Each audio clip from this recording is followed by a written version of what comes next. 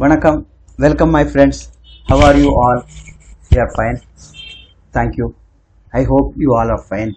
My dear friends and சகோதரர்களே, இன்னைக்கு ஒரு vacancy Schengen country, Europe Schengen கண்ட்ரிக்கு பல்கேரியா ஒர்க் பெர்மிட்டை பற்றி பார்ப்போம்.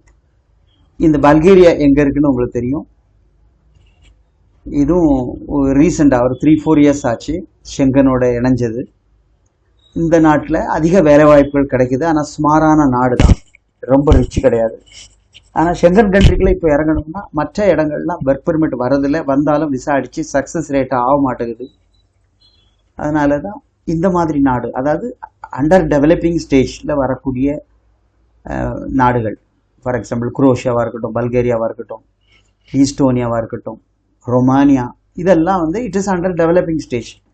இங்கே தான் வந்து அதிக பெர்மிட் கிடைக்கிது. ஸோ உள்ளே இறங்கணும்னா ஃப்ரான்ஸ், இட்டாலிக்கெல்லாம் இறங்க முடியாது. விசிட் விசாவும் கிடைக்காது, ஸ்டூடெண்ட் விசா கூட கிடைக்க மாட்டேங்குது. அதனால் இந்த வழியாக பின்பற்றுறாங்க.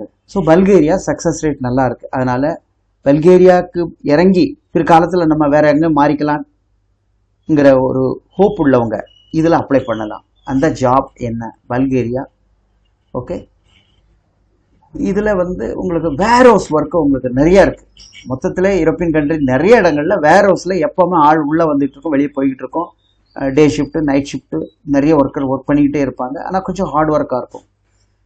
வேறு வேலை கிடைக்கிற வரைக்கும் அவங்க இதில் தான் இருப்பாங்க. அதனால் வேர் ஹவுஸ் ஒர்க்கு கண்ணை மூடிட்டு நம்ம ட்ரை பண்ணலாம். அதே மாதிரி ஃபேக்ட்ரியில் ப்ரொடக்ஷன் ஒர்க்குன்னா அது ஃபுட் பேக், மேனுஃபேக்சரிங் இண்டஸ்ட்ரியாக இருக்கணும், இல்லை ஃபுட் பேக்கிங் அந்த சம்மந்தப்பட்டவங்களாக இருக்கணும்.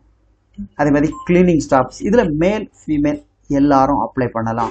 Indian, Nepalese, Bangladesh, Vietnam, Sri Lanka, யார் வேணாலும் இதில் அப்ளை பண்ணலாம். வயசு வித்தியாசம் மேக்ஸிமம் 50 வயசு சாலிடாகவே கிடைக்கும். ஓகே, இதில் என்ன ஃபுட்டு இருக்காது, அக்காமடேஷன் தான் இருக்கும். ப்ராசஸ் டைம் 2 மாதத்துலேருந்து 3 மாதம் ஆகிடும். ஓகேவா?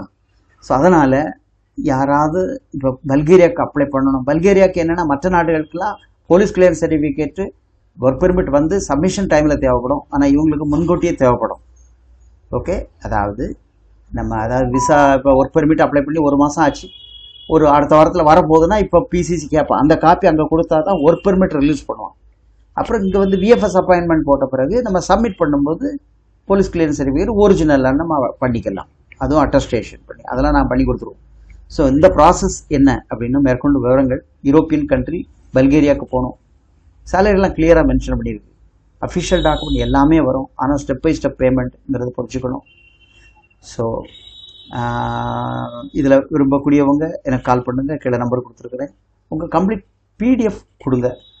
ஏன்னா நீங்கள் அனுப்புகிற டாக்குமெண்ட்டை வச்சு தான் நாங்கள் பண்ணுறோம். அதை எடுக்கும்போதே ஸ்கேன் பண்ணி எடுத்துருங்க பாஸ்போர்ட்டை. அது எல்லா சர்டிஃபிகேட் மொபைலில் எடுக்கிறது கூடாது.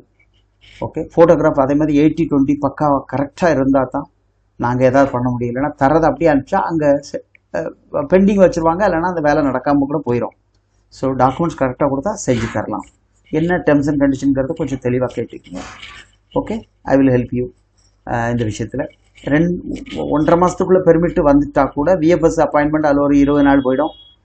ஏன்னா இந்த அப்பாயின்மெண்ட் வந்து எங்களுக்கு தரக்கூடிய பார்ட்டி அப்பாயின்மெண்ட்டை எடுத்தே கொடுத்துட்றாங்க. அதனால் இங்கே 3 மாதம் காத்திருக்கணுங்கிற அவசியம் இல்லை. ஸோ அதுமாரி 100% விசா அடித்து வருது. 99% ஆல்மோஸ்ட் நான் இது வரைக்கும் பார்த்ததில் அடித்து வந்துடுது. ஓகேவா?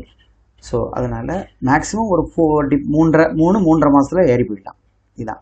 அப்போ நீங்கள் ஸ்டெப் பை ஸ்டெப்பாக அதுக்குள்ளே பேமெண்ட் கொடுக்கணும். அது என்னென்னு நீங்கள் என்கிட்ட கேட்டு தெரிஞ்சுக்கிங்க.